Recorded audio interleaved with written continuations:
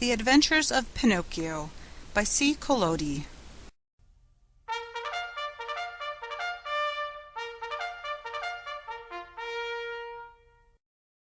Chapter 5.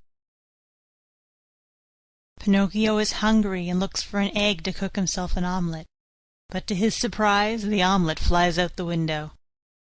If the cricket's death scared Pinocchio at all, it was only for a few moments, for, as night came on, a queer, empty feeling at the pit of his stomach reminded the marionette that he had eaten nothing as yet. A boy's appetite grows very fast, and in a few moments the queer, empty feeling had become hunger, and the hunger grew bigger and bigger, until soon he was as ravenous as a bear. Poor Pinocchio ran to the fireplace, where the pot was boiling, and stretched out his hand to take the cover off. But to his amazement the pot was only painted. Think how he felt! His long nose became at least 2 inches longer. He ran about the room, dug in all the boxes and drawers, and even looked under the bed in search of a piece of bread, hard though it might be, or a cookie, or perhaps a bit of fish. A bone left by a dog would have tasted good to him, but he found nothing. And meanwhile his hunger grew and grew. The only relief poor Pinocchio had was to yawn, and he certainly did yawn, such a big yawn that his mouth stretched out to the tips of his ears. Soon he became dizzy and faint. He wept and wailed to himself. The talking cricket was right. It was wrong of me to disobey father and to run away from home. If he were here now I wouldn't be so hungry. Oh, how horrible it is to be hungry!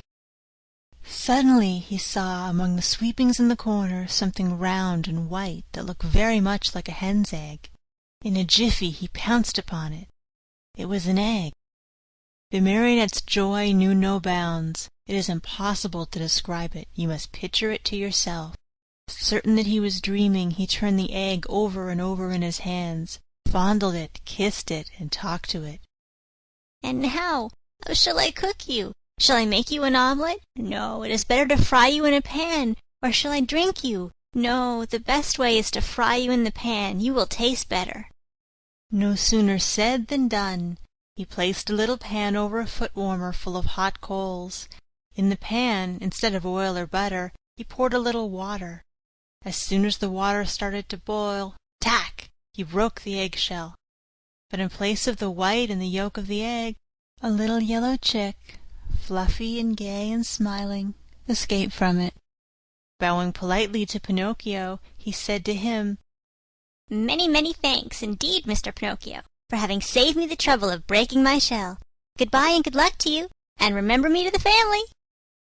With these words he spread out his wings, and, darting to the open window, he flew away into space till he was out of sight. The poor marionette stood as if turned to stone, with wide eyes, open mouth, and the empty halves of the egg-shell in his hands.